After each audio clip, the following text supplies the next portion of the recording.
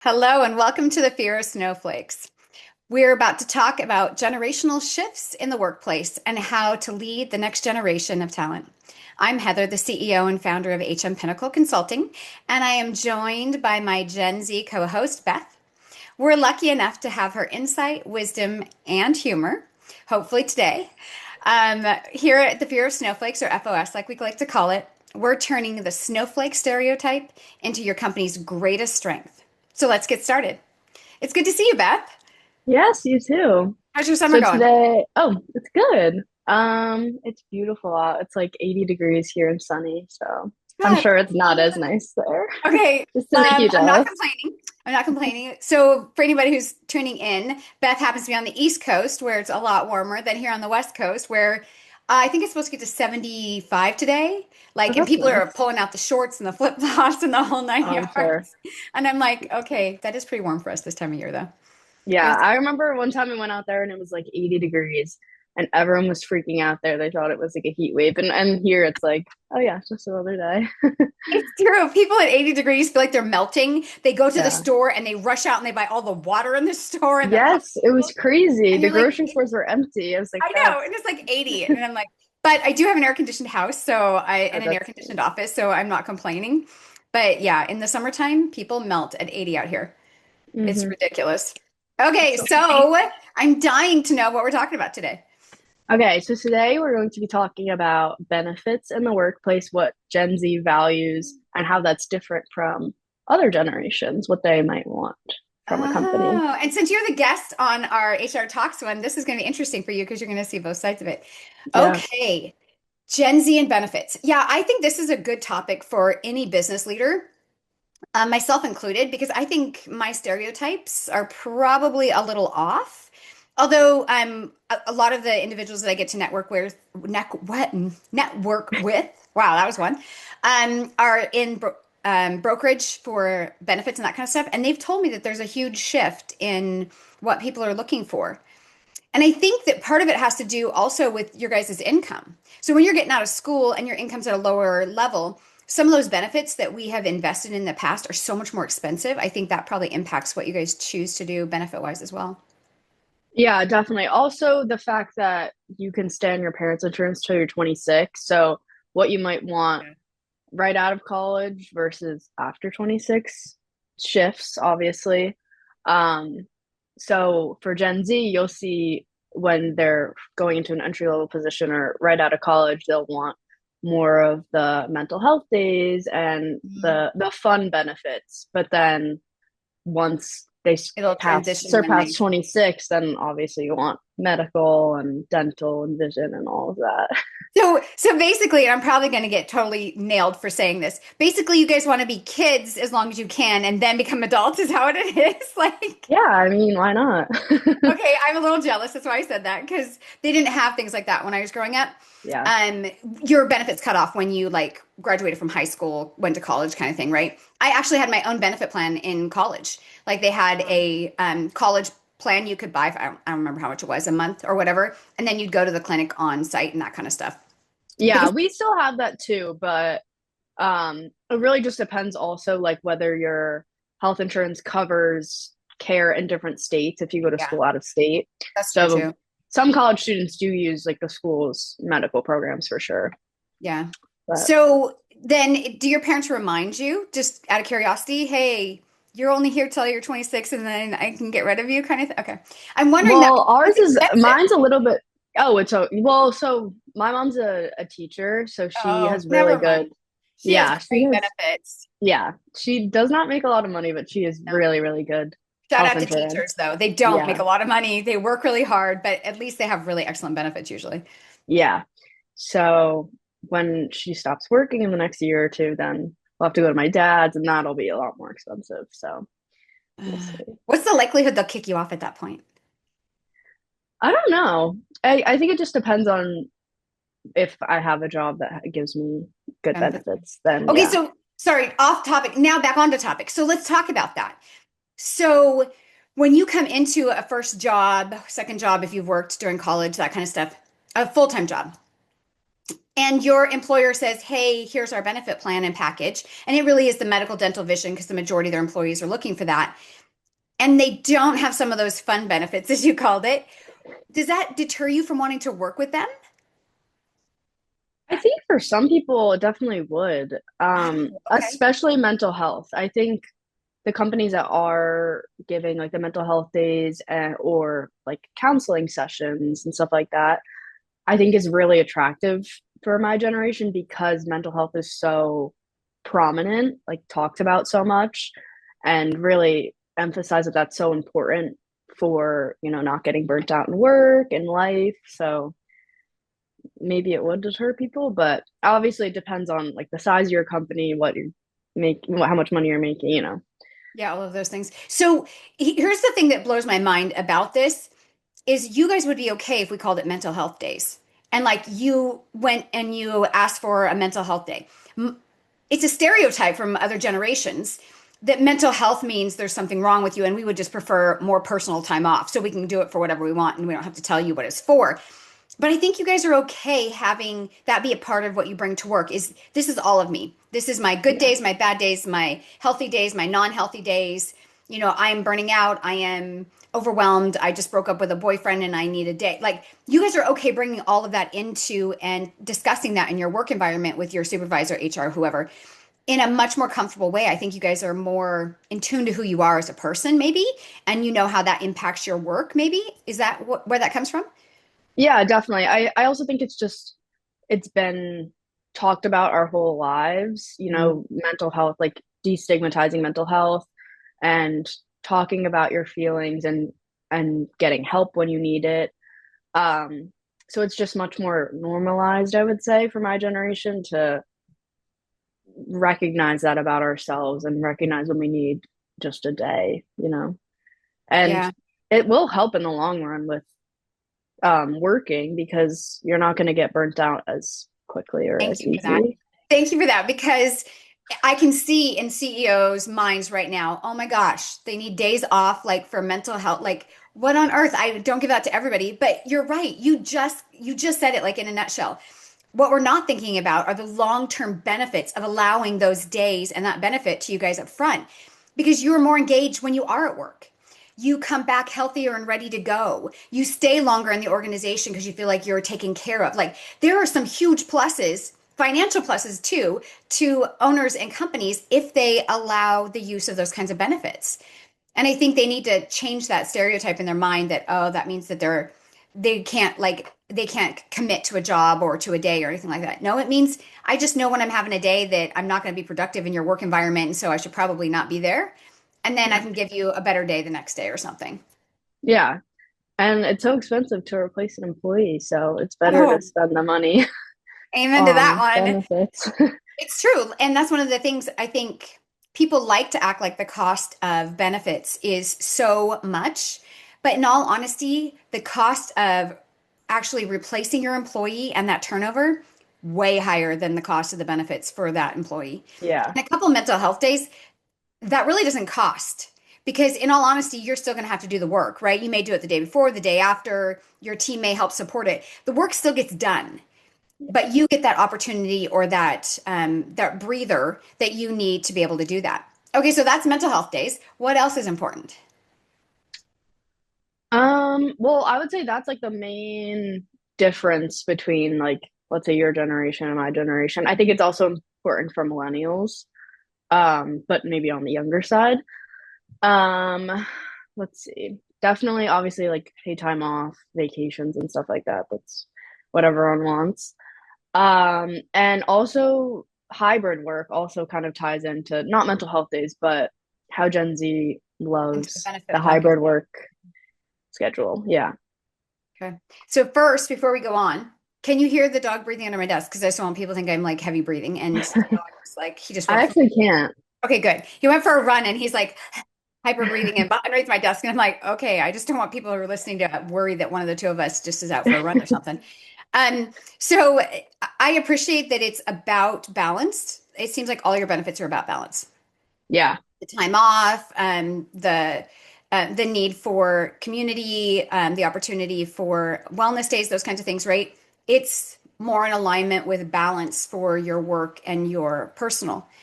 So tell me how you evaluate what really that means.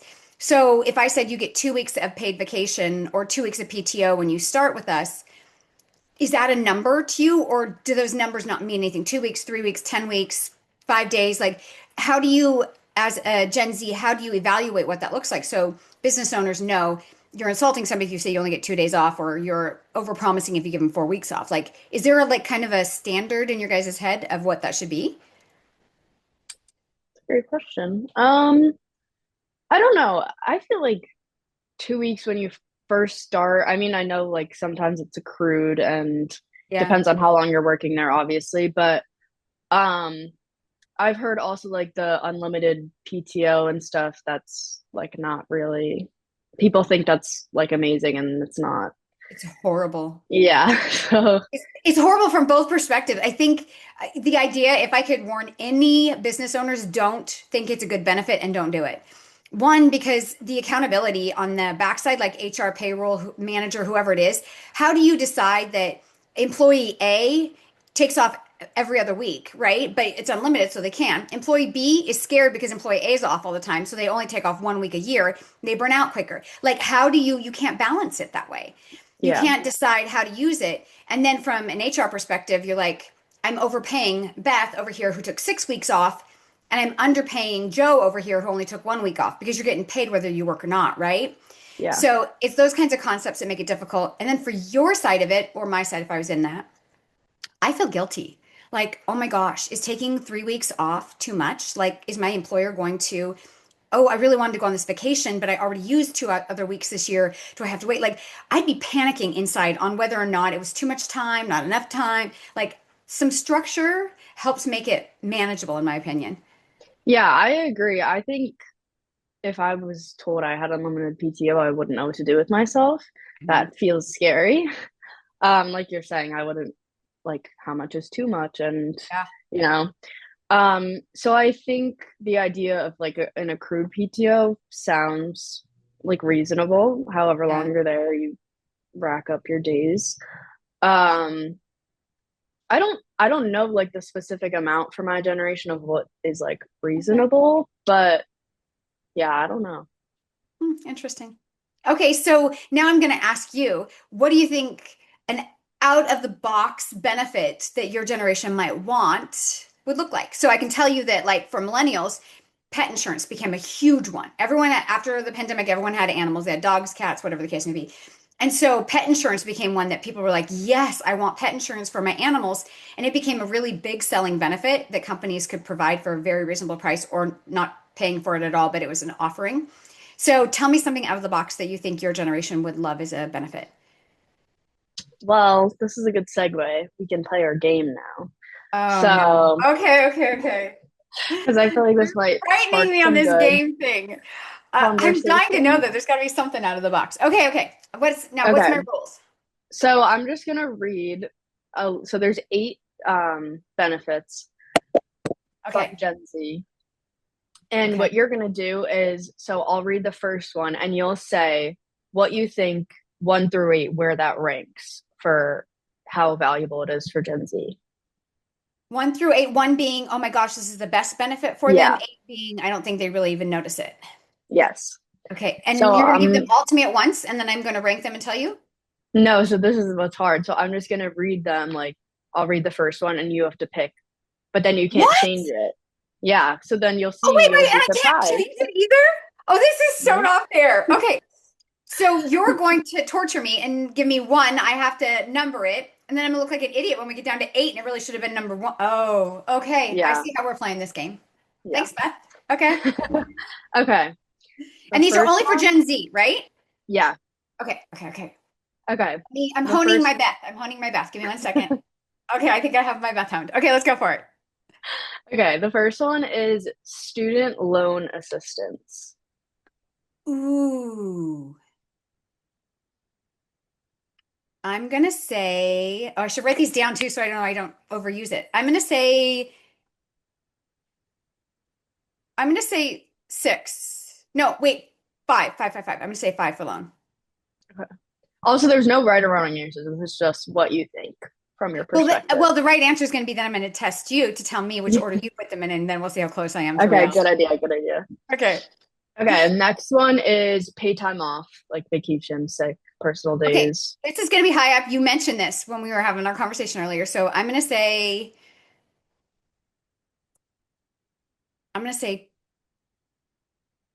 two. I'm going to say two. Okay. I don't think I'm hoping there's something in there like wellness. So I'm going to say one for that, but I'm going to say two. Okay. Next is pet insurance. I told you it would be on there I somewhere. Okay. know. I'm going to say pet insurance is going to be six. Okay. Next is career growth and professional development. Oh, dang it. Okay. I don't think of that as a benefit. So, I mean, it's a benefit, but you know what I mean. Yeah. I'm gonna say career growth I'm gonna say three. Okay. Next is your basic medical, dental, vision insurance. I'm gonna say four. These others better not be Um, really good or the best because I only have the extremes now. okay, next, flexible work schedule. Oh, dang it, that should be up higher. Okay, it's not gonna be a one. It's gonna have to be a seven because I only have seven and eight and one left. Okay. Okay, next is 401k with employer match. Eight. I don't think you guys care about that. You should, but you don't. Okay, and last is remote or hybrid work options. What's the difference between that and a flexible work schedule? Yeah, I was thinking that as well. Hmm. Um, I don't know. Interesting. Okay. But you know what's not on this list? What we just talked about, Mental which health is days or wellness. whatever. Yeah, mental health and wellness, which surprises me. Okay. So, your turn. I have to know what order you put them in. So instead of ranking them that way, tell me what the number one of those would be for you. Okay, I think number one would be, yeah, I guess we can put like flexible work schedule and remote or hybrid work together because I feel like those go hand in hand. And that's your number one. I think out of this list, yeah. Okay. Two, if I was, well, let's backtrack. If I was over the age of 26, medical, dental, and vision would be number one. You don't get to play that card. You're not, so. But I'm not, so I'm not gonna put that high for now. Um, I would say the next one would be PTO. We're two for two now. Okay, keep going. Then I would say, okay, well, this is hard because the medical dental vision is throwing me off because that would be high for me, but it's not at the moment. Um, You're I guess panicking the, about your mom retiring in the back of your head. yeah, You're I like, know. I'm like Mom, stay, literally, wait till I'm 26. Wait till I'm 26. Yeah. I guess next would be career growth and Yes. professional development. We're three for three. You have rubbed off on me, woman. And then it would be 401k. Oh, okay. Then how many have I done? Is it Um, one, two, you're three? on number five, and you still have loan, pet insurance, and medical. Okay, so then it would be medical, pet insurance, loan assistance. Okay. So, seven is loan. So the loan is the one I was off the most on. So let's talk about that one. But so you and I had put remote or hybrid as number one. We decided to move that and flexibility into the same one. You and I both have Yeah. the same one for number one. And I think that's important for people to know because I am not a believer of 100% in the office. I'm just not. The exception to that rule is manufacturing or production Yeah. environment where you have to. Like if you're a physical hands-on, you need to. But I'm not a believer in fully remote. Hands down, do not believe that that worked well during the pandemic. I think we're suffering for it today because of that. So I think there has to be an in between, and every work environment is different, how many days and that kind of stuff. But the synergy you get being next to people is super important. But we're right there. Okay, so number two, Heather with her all remote company. I know. Shut up. Okay, point taken. Wait, no. It's not all remote. I have two employees who come into the office now. True. Mike and Brian True. both come in, and I made an office for them. But other than that, you are right. It is 100% remote. But that's because I have amazing, stellar people all over the US. Um, You just get for the that, Beth, you're gonna exception. have to fly at least once a year to an office here at HMP. Just to Once a say year. I'm not fully remote. Yeah, I know. Just to say you're not fully remote. Okay, we were the same that one. The next one was career path. We both had that as the third because I know that's important. I'm going to do an actual LinkedIn Live on that coming up on the two career paths and career ladders, and whether it's leadership or technical. But I think employers need to know that before they start somebody. And we've kind of talked about that, you and I have before. But I agree, Yeah. that's three. Number four, I had was medical. And number four, you had is 401k. I had 401k all the way down at eight. I didn't think you guys cared at all. So, Well, that's the thing. I was just thinking of me which at is, my age right now, and but do it you, would be higher. Medical would be my number one if I okay, was if you were 26 or over above? 26. Yeah. So then let's talk a little bit about 401k. So if you have the option to have a 401k, no, I'm a terrible boss. I don't have one. But one day I will. But if you had a 401k, would you invest or would you only put the bare minimum in to what your company would match? I'm just curious your guys' mindset on that. So like if I only matched 2%, would you only put 2% in or would you put like 5% in because you wanted to make it accrue so that you could retire? Like your mindset on that. I think I would invest. Okay. That's what I thought. Um, my my son does that. Like Zane, he is 26 now, so he does have to care about medical. Yeah. Actually, he's older than that, but he ever since he was your age, he's always put money away into retirement. Like that's a big thing of your guys' generation is saving. So one, you don't have to work when you're 70 or 80, like some of the baby boomers do now, right? And you can retire at a decent age. And the other thing I found out about you guys is you guys like to set an early retirement date. Like you're like, I only want to work till I'm blank years old. Is that true? hmm Yeah, I would say so. Okay, and you are going to work until how long? Ideally 55, See, that's so 60. awesome. Yeah, no, I love that. I love that you have goals like that. One of my dearest friends, a shout out to Erin, she worked for me at two different companies. I drug her along to all these different places. But when she first started working for me, I'm going to say she was in her 40s, I guess, when she started working for me. But she kept telling me, we're retiring when I turn 50. We're retiring when I turn 50. And I was like, whatever, chick. Like they had a nice house, they took long vacations. And she's like, no, Mark and I have planned this since the day we got married when we were like 17, 18 years old and we are going to retire when we're 50. So when she turned 49, she gave me her 1 year resignation. No joke. And she actually did. They retired at 50 because they had saved all of this. They sold their house, they sold their stuff. They now live on a sailboat in the Caribbean full time. Like, and I'm It's always awesome. watching her, drooling over her on Facebook because that was their goal. And they totally led to it. So I get why you said that. Like, it's a cool Yeah. goal Yeah. as I sit here and still pound away on keys and watch movies. Yeah. Anyway, okay, so that was five for you was medical.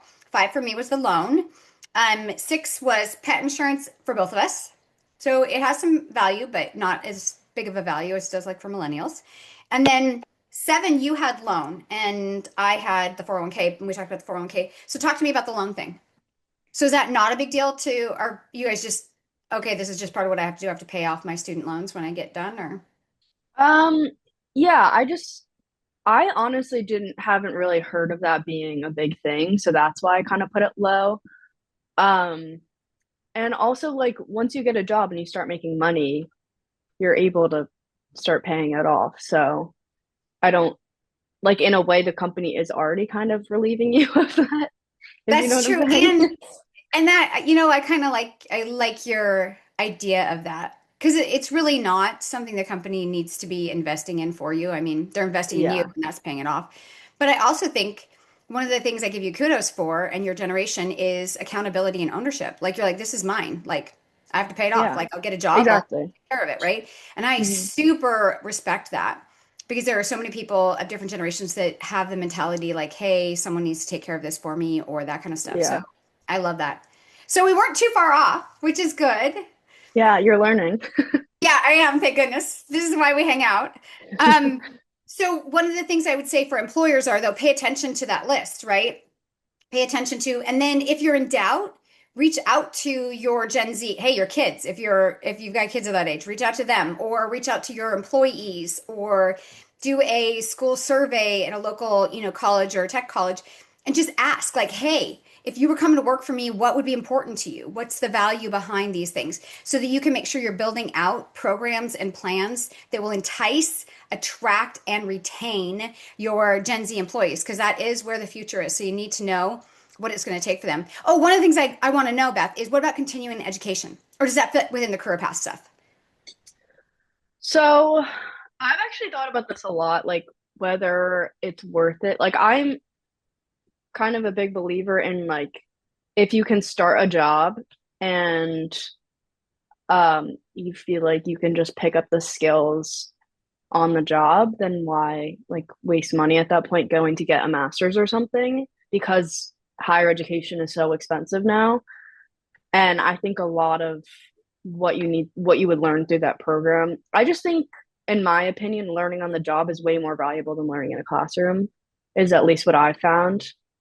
Like hands-on learning is very valuable to my generation as well. So I don't think that's super important, but I also think people are of the mindset like start your career if you end up needing to go back for a master's or whatnot, maybe the company would help pay for it, which is Yeah. important, I guess. I know, and I love that. I total shout out to you on that one because one, the value in hands-on work far exceeds the value in going back and sitting in front of a classroom setting. As someone who's been to college and has a degree, I'm a big believer in degrees, don't get me wrong, but I also think that that's not the only path to become incredibly capable of doing a job and getting the skill set to do it. There are people that I know personally that have never went to school and have like 20 years in an industry, and are you kidding? They're more valuable to your organization than somebody who just graduated and who's never touched something in that organization yet, right? So I think you have to value on the job training at a high level as a business owner or a business leader as well. So I appreciate that that's important to you guys. Yeah, I also think it would be more valuable to invest in an employee and train them for whatever higher position than paying for their school. I think, in my opinion, that would be a better investment for the company. Yeah, I agree. I think that's part of why we have that our leadership program is because the investment of people inside your organization, it shows they have value to you. You're teaching them in a way that is exactly what you want them to learn. Like there's such value in that. I agree. Also, you run the risk if someone goes to a higher gets a higher degree, like a master's or something, To a you run the risk of them. What? competitor. I said going to the competitor. Yeah, exactly. You run the risk of them switching companies, but if you invest in the person and you train them so they can get that higher level position, they'll want to stay because you invested in them and they Totally. feel valued. Okay, what's the craziest benefit you've ever heard of? I don't know. Well, I feel like pet insurance is kind of crazy for a company to give, in my opinion. I had never heard of a company giving that until you mentioned that that was valuable when I read this list. So, I have pet insurance on both of my dogs. But But can't you get that through like a vet or something? well, there's a million places outside. Like one of them is from AKC Kennels for Stone, my new puppy, and then Strikers, I think, is through Spot On or Spot Insurance. So you can get there's a million different places you can get pet insurance, and there's some really great ones out there. I think why people find value in it is because it's usually discounted. And what I mean by that is your Mm. broker can get a bigger deal on a whole bunch of different supplementary benefits like long-term disability or short-term disability or cancer treatments, or there's lots of different ancillary benefits you can offer. And so they throw the pet insurance in there and then it becomes a discounted rate. And then you don't have to find a way to pay it. It's coming out of your paycheck every month, that kind of stuff. But what I'll tell you is most employers don't contribute to it. It's just one of those extra benefits you can do on your own at a discounted Hmm. rate. I I see. think it's a cool benefit. The weirdest one Yeah. that I hadn't asked from an employee on was divorce insurance, like a divorce and insurance availability. And I was like, I'm sorry, what? And I was like, I really, first of all, I don't want to know. Like, peace out. I Yeah. apologize that you're going through something terrible, but I don't think that's our responsibility as your employer to be contributing to your divorce paperwork. So that was a weird one I had. Yeah. I guess I just haven't really been around them that much, so I don't Yeah. know any crazy ones, but I'm sure I'll hear of them. Oh, yeah. Yeah. No different than the conversation we had with Cara, where it's the internal benefit things that sometimes employers miss, right? Yeah. Yeah, Yeah. definitely. Crazy. Well, I guess we know a little bit more about what to attract and entice your generation into the work environment benefit-wise, would be. I'm just going to Yeah, give you all definitely. unpaid time off. And no, I'm just kidding. Yeah, just give me every day off. That's all I need. Just work remotely, come in when you want to, Yeah, perfect. that's it. Every day is a mental health day. That's right. I need a mental health day from my mental health day yesterday. It stressed me out because my boss called me one Exactly. day. Yeah. Yeah, I had to do a lot of laundry yesterday on my mental health day, so now I just need to like relax today. Oh my gosh. Okay. That is ridiculous, but I'm sure someone right now could ping us and tell us that they've actually had that complaint before.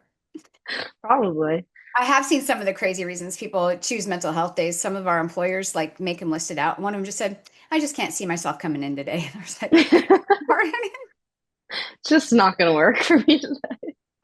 then. What are you supposed to say? Like, no, get your butt in the office. Like, what?